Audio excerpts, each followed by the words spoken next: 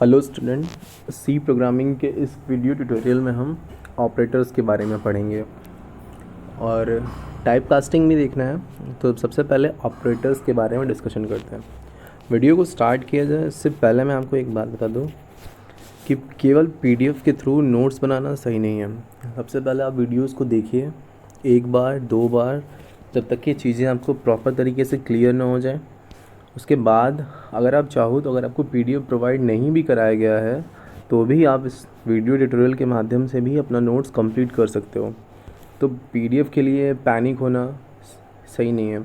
आपको पीडीएफ कहने पे प्रोवाइड करा दिया जाएगा। तो इस वीडियो में हम ऑपरेटर्स के बारे में पढ़ेंगे। ऑपरेटर क्या होते हैं? देखिए, ऑपरेटर का यूज़ हम बेसिकली करते हैं ऑपरेशंस को परफॉर्म करने के लिए। ऑपरेटर्स का यूज़ हम करते हैं ऑपरेशंस को परफॉर्म करने के लिए। किस प्रकार के ऑपरेशंस? जैसे ऑपरेशन क्या होती है, समझ लीजिए कोई प्रक्रिया या कोई, जैसे मान लो ए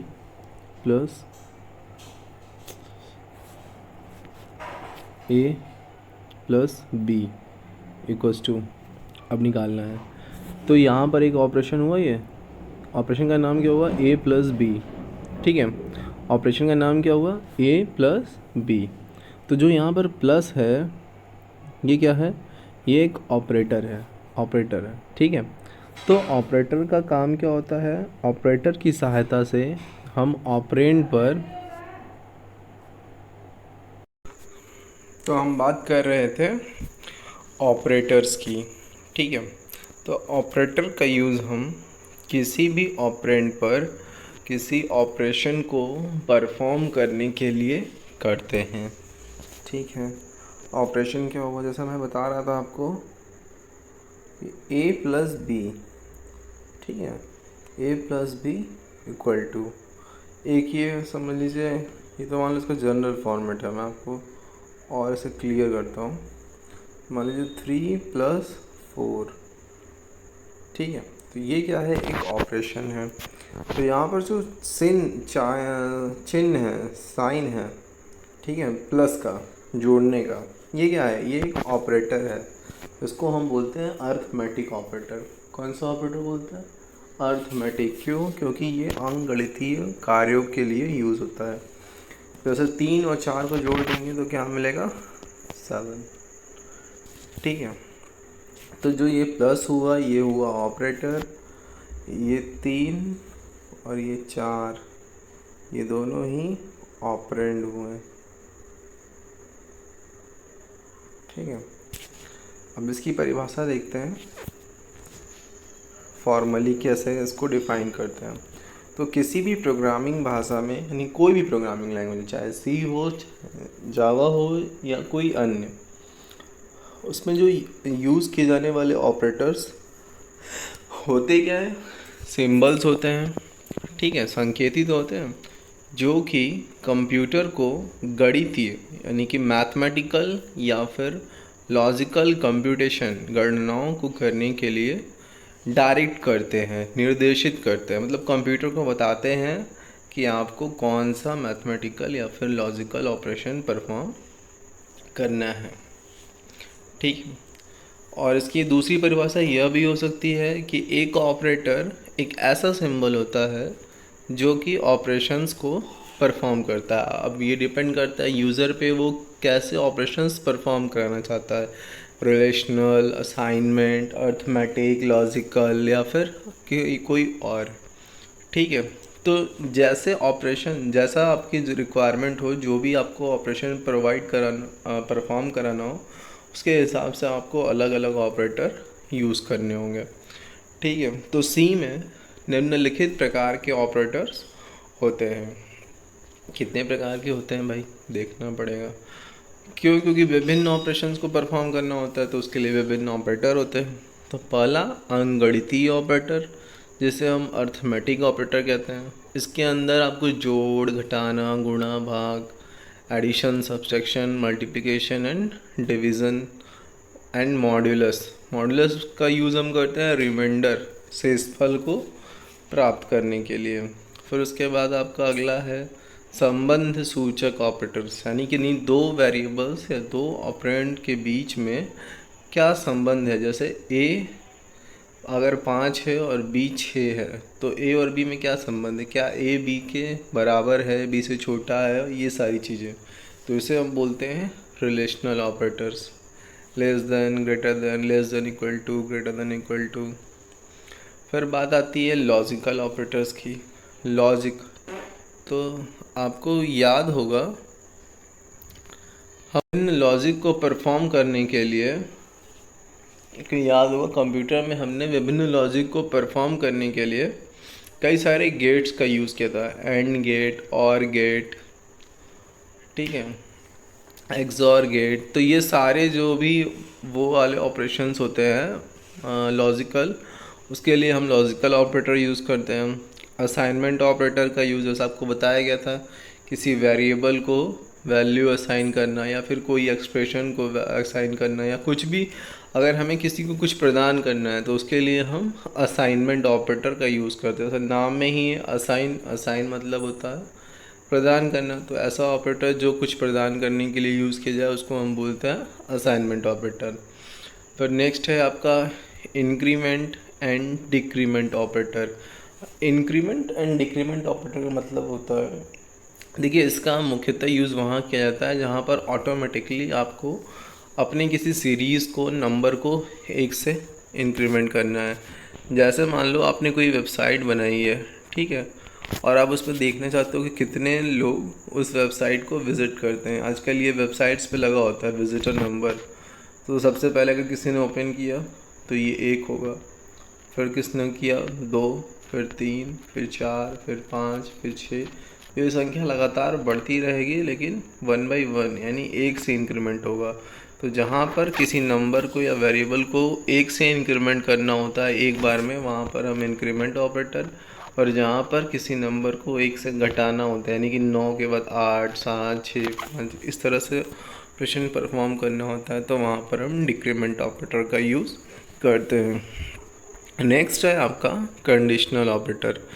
अच्छा, कंडीशनल ऑपरेटर को हम टर्नरी ऑपरेटर भी बोलते हैं। अच्छा, इसके विषय में भी अभी डिस्कशन होगा। कंडीशनल ऑपरेटर मतलब कि कोई कंडीशन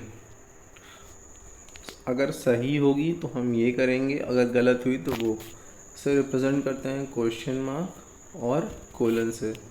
जैसे 6 इज़ ग्रेटर देन 7, अगर ये कंडीशन ट्रू है तो क्वेश्चन मार्क के बाद वाला स्टेटमेंट एग्जीक्यूट होगा। अगर ये कंडीशन फॉल्स है तो कोलन के बाद वाला, ठीक है, इसे हम बोलते हैं कंडीशनल ऑपरेटर। फिर आपका बिटवाइज ऑपरेटर। बिटवाइज ऑपरेटर का यूज़ हम एक इंडिविजुअल बिट, क्योंकि जो भी डेटा आपका कंप्यूटर में स्टोर होता है वो बिट के फॉर्मेट में होता है, बाइनरी फॉर्मेट में, और बाइनरी फॉर्मेट में प्रत्येक डेटा बिट्स में होता है। तो उन इंडिविजुअल बिट्स पे जो ऑपरेशन परफॉर्म होते हैं उन्हें हम कहते हैं, उनके लिए हम बिटवाइज ऑपरेटर का यूज़ करते हैं। तो ये मुख्यतः 7 प्रकार के ऑपरेटर्स होते हैं विभिन्न यूज़ के आधार पर, मतलब विभिन्न ऑपरेशंस के प्रकार के आधार पर। अगर आप एक और तरीका है, अगर आप इसे क्लासिफाइड करना चाहते हो ऑपरेंड के आधार पर, जैसे होता है ना कंप्यूटर के प्रकार, तो यूज़ के आधार पर और उसके बाद कैसे उसमें डेटा का ट्रांसमिशन होता है उसके आधार पर। ये था आपका यूज़ का ऑपरेशंस के आधार पर। अगर आप चाहते हो कि ऑपरेंड के आधार पर, तो यूनरी ऑपरेटर जिसमें केवल एक ऑपरेंड हो, बाइनरी ऑपरेटर जिसमें 2 ऑपरेंड हो, और टर्नरी ऑपरेटर जिसमें 3 ऑपरेंड हो, ठीक है। तो अब हम बात करते हैं अर्थमेटिक ऑपरेटर्स की। जैसा कि नाम से ही आपको स्पष्ट हो रहा है कि इन ऑपरेटर्स की सहायता से हम अंगणितीय गणनाओं को परफॉर्म करते हैं, ठीक है। अंगणितीय मतलब plus, minus, multiplication, division, modulus इत्यादि। तो इन ऑपरेटर्स की सहायता से जोड़, घटाना, गुणा, भाग इत्यादि किए जा सकते हैं। ये 2 प्रकार के होते हैं, यूनरी और बाइनरी। यूनरी के अंदर एक ऑपरेंड होता है और बाइनरी के अंदर दो ऑपरेंड्स होते हैं, ठीक है। जैसे प्लस माइनस एस्ट्रिक, ये सिंबल्स हैं जिनके माध्यम से हम डिनोट करते हैं। ये प्लस जोड़ का, माइनस का आपका हाइफन, एस्ट्रिक, इसको एस्ट्रिक बोलते हैं गुणे के लिए, और फॉरवर्ड स्लैश डिवीज़न के लिए। आप इसका नोटेशन देख सकते हो, यहाँ पर बताया गया है कि किस प्रकार से हम इनको एक्सप्लेन करें। तो अरिथमेटिक ऑपरेटर्स के नाम प्लस माइनस एस्ट्रिक, और उसको किस तरह से यूज़ करना है, ये प्रक्रिया। अगला ऑपरेटर आपका है रिलेशनल ऑपरेटर, ठीक है। इसका यूज़ हम दो ऑपरेंड या संख्याओं के बीच के संबंधों की जांच के लिए करते हैं। ये ऑपरेटर संख्याओं के बीच समानता या असमानता को व्यक्त करता है। जैसे क्या दो नंबर या दो संख्याएं बराबर हैं या नहीं। जैसे 5 और 6, क्या 5 और 6 बराबर है? Then 5 is not equal to 6, ठीक है। तो विभिन्न ऑपरेटर्स को विभिन्न सिंबल्स की सहायता से डिनोट करते हैं, या जैसी ज़रूरत ऐसा सिंबल। तो equal to operator, double equal to, ठीक है, double equal to, not equal to, negation equal to, less than, greater than तो सभी को पता होगा, less than equal to, greater than equal to. तो ये थे आपके रिलेशनल ऑपरेटर। अच्छा, एक चीज़ और इसमें ध्यान देने वाली बात यह है कि अभी आपने देखा था असाइनमेंट ऑपरेटर में हमने एक सिंगल इक्वल टू का यूज़ किया था, और यहाँ पर इक्वल टू ऑपरेटर में डबल इक्वल टू का। तो जैसे यहाँ अगर x बराबर कोई वैल्यू है 5, वहाँ आपने असाइनमेंट ऑपरेटर यूज़ किया है, तो इसका मतलब ये है कि जो x वेरिएबल है इसे आप 5 वैल्यू प्रदान कर रहे हैं, ठीक है, 5 वैल्यू प्रदान कर रहे हैं, और x इक्वल टू 5 है। तो इसका मतलब ये है कि जो x है वो 5 के बराबर है, यानी जो x के अंदर वैल्यू है वो 5 के बराबर है, ना कि हम 5x को असाइन कर रहे हैं, ठीक। तो ये आपके हो गए रिलेशनल ऑपरेटर। नेक्स्ट हम देखते हैं लॉजिकल ऑपरेटर्स के बारे में। लॉजिकल मतलब तार्किक ऑपरेटर्स, तार्किक ऑपरेटर्स। इन ऑपरेटर्स का यूज़ वेरिएबल्स में लॉजिकल ऑपरेशंस परफॉर्म करने के लिए किया जाता है। इसकी सहायता से एक से अधिक कंडीशंस की जांच की जा सकती है। ये 3 प्रकार के होते हैं। एंड, इसको हम एंड पढ़ते हैं,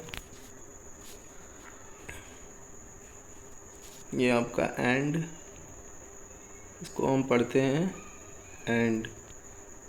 ए एंड बी, ये आपका और हो गया, ओके। एंड देन लास्ट वाला आपका हो गया नॉट, NOT, नॉट, ठीक।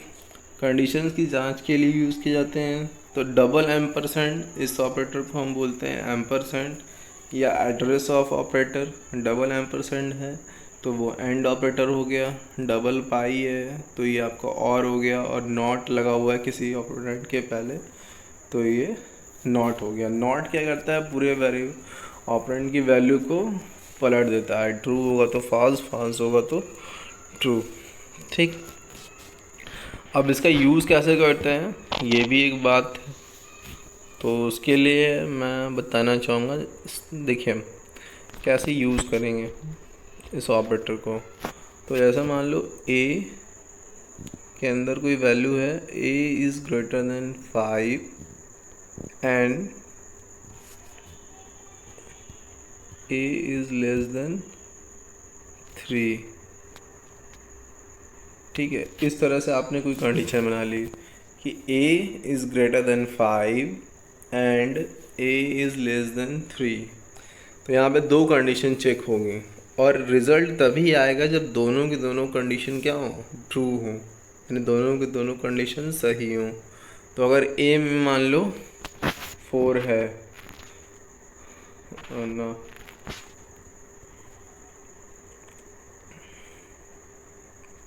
नहीं ये फॉल्स हो जाएगा। ठीक है, इस तरह से दो कंडीशन होंगी। तो कैसे इम्प्लीमेंट होगा? एंड गेट आपने पढ़ा होगा, इसमें ब्लैंक स्पेस यहाँ मैं बता रहा हूँ ट्रूथ टेबल के बारे में। ठीक है, तो आप सभी ने ट्रूथ टेबल के बारे में पढ़ा होगा। एंड का ए एंड बी, तो इसमें आपको ट्रू तभी होता है जब दोनों के दोनों ही सिग्नल क्या हों, ट्रू हों। ठीक, यानी कि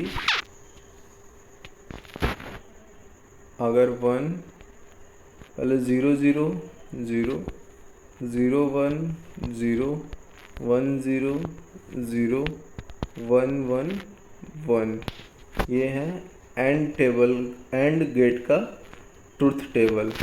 ठीक है, इसमें आप देख रहे हैं हमें यहीं से वो कॉन्सेप्ट को उठाना है, जब दोनों कंडीशन ट्रू होंगे तभी आपका कंडीशन ट्रू होगा। लेकिन और के केस में क्या होगा, अगर दोनों में से कोई एक कंडीशन ट्रू होती है और दोनों होती है तो भी आपका जो होगा वो टेबल 1 बताएगा, यानी कि वो ट्रूथ टेबल, यानी कि सर्किट एग्जीक्यूट होगा। जैसे इसको रियल लाइफ से देखते हैं। अगर हमने कंडीशन लगा ली कि यदि बारिश नहीं होगी, पहला कंडीशन, और दूसरा धूप नहीं निकलेगा तथा धूप नहीं निकलेगा, तब हम स्कूल जाएंगे। तो अब यहाँ पे क्या होगा, दोनों के दोनों कंडीशन ट्रू होने चाहिए। या फिर अगर आपने ऐसे कर दिया, यदि बारिश हुई अथवा धूप निकला तो हम स्कूल जाएंगे, मतलब दोनों में से कोई एक हो जाएगा तो ये स्कूल चले जाएंगे। इस तरीके से आप इसको समझिए लॉजिकल ऑपरेटर को। तो एंड और नॉट। इसके बाद हम बात करते हैं असाइनमेंट ऑपरेटर की। जैसा कि मैंने आपको बताया, इस ऑपरेटर का यूज़ किसी वेरिएबल को वैल्यू देने, असाइन करने के लिए, अथवा किसी एक्सप्रेशन को हल करने के पश्चात किसी वेरिएबल में रिज़ल्ट को स्टोर करने के लिए किया जाता है। इसका सिंटेक्स देख लीजिए। वेरिएबल मान लो कोई है, equal to operator, after that expression oblique value. तो आप देख सकते हो हमने यहाँ पे एक वेरिएबल डिक्लेयर किया है इंटीजर टाइप x, और इंट क्या है, उसका डेटा टाइप है जो कि बताया गया है आपको, इंट x इक्वल्स टू 5, यानी हमने x में 5 असाइन किया। और उसके बाद ये तो आपने सीधा सीधा वैल्यू असाइन कर दी। अब चाहो तो आप किसी वेरिएबल को, किसी एक्सप्रेशन को भी असाइन कर सकते हो, यानी x equals to x plus 5, यानी x में अगर 5 है तो अब x की वैल्यू 10 हो गई। ठीक है, ये आपका था असाइनमेंट ऑपरेटर। इन सब को प्रोग्रामिंग के माध्यम से भी आप देख सकते हैं, लेकिन वो अलग टॉपिक है, वो प्रैक्टिकल है, तो मैं उसके लिए आपको प्रोग्राम बता दूंगा। नेक्स्ट है आपका इंक्रीमेंट एंड डिक्रीमेंट ऑपरेटर।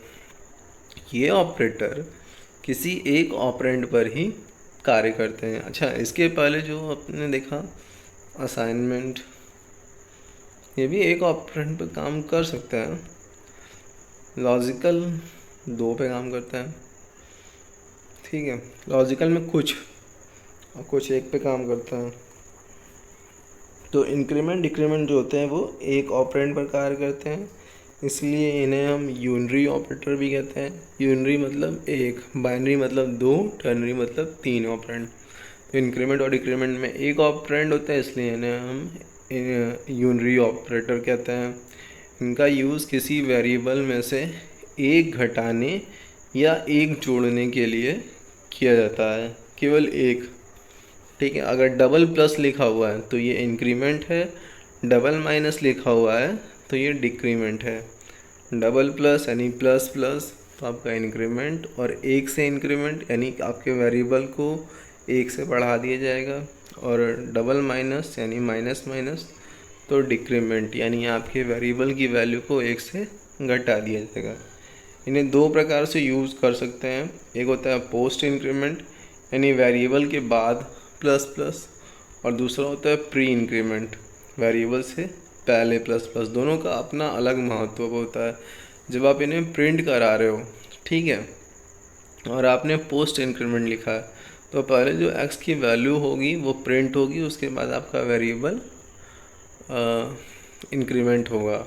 अगर आपने प्री इंक्रीमेंट यूज़ किया है उस केस में पहले आपका वेरिएबल इंक्रीमेंट होगा, उसके बाद जो है वो प्रिंट होगा। इसको इस तरह समझ सकते हैं, जैसे मान लो आपने x को असाइन किया इंटीजर x इक्वल्स टू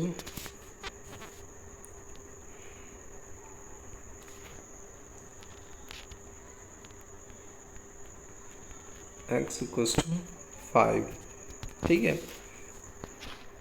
और देन आपने कर दिया x प्लस प्लस, ठीक, उसके बाद आप प्रिंट करा रहे हो। तो पहले क्या होगा कि x की वैल्यू प्रिंट होगी, उसके बाद x को बढ़ाएंगे, ठीक है। तो ये था आपका इंक्रीमेंट और डिक्रीमेंट ऑपरेटर। फिर हम बात करते हैं कंडीशनल ऑपरेटर की।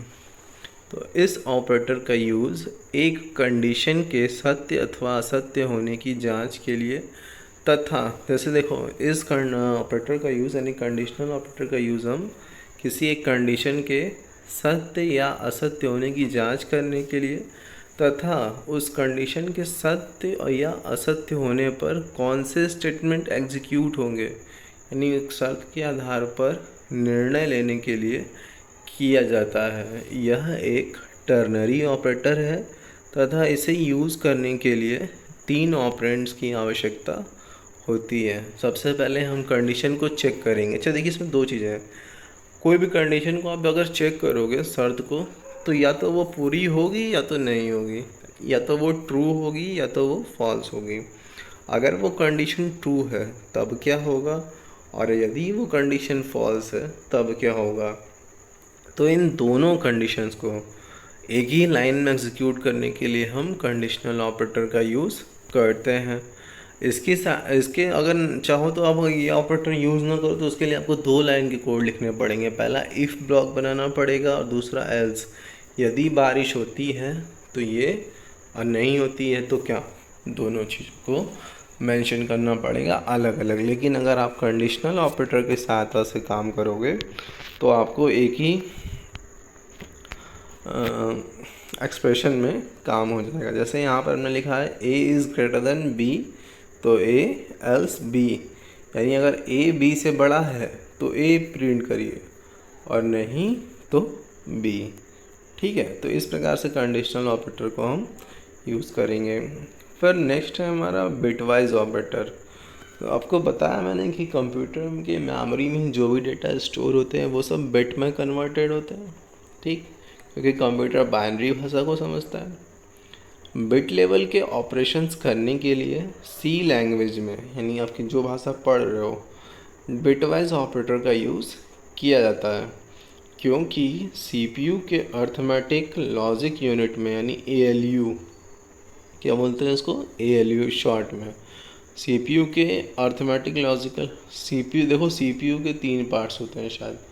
एक होता है आपका एएलयू यानी अर्थमेटिकल लॉजिकल यूनिट, दूसरा होता है सीयू जो कि कंट्रोल यूनिट होता है, और तीसरा पार्ट होता है जिसका मुझे अभी एग्जैक्ट नाम नहीं आ रहा, ठीक है।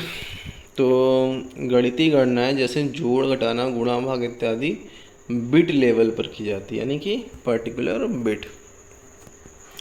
तो देखिए लॉजिकल ऑपरेटर में हम 2 सिंबल यूज़ कर रहे थे, यहाँ पर एक करेंगे बस।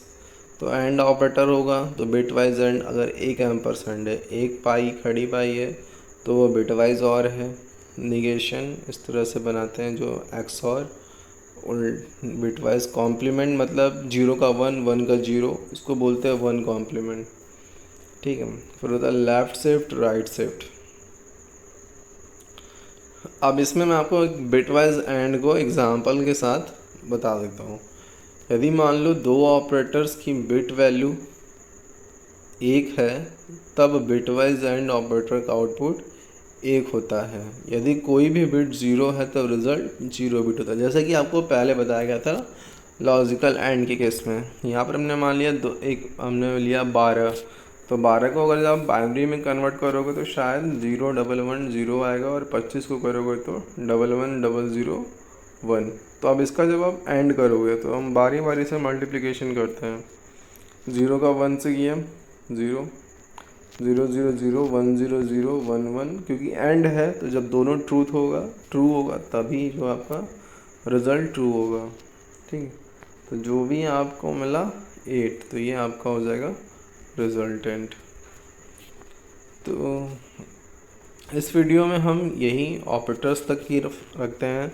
इसे आप अच्छे से तैयार करिए, एग्ज़ाम के पॉइंट ऑफ व्यू से इम्पॉर्टेंट क्वेश्चन है, एज वेल एज़ आपकी प्रोग्रामिंग नॉलेज को भी एनहांस करने के लिए बहुत ज़रूरी है।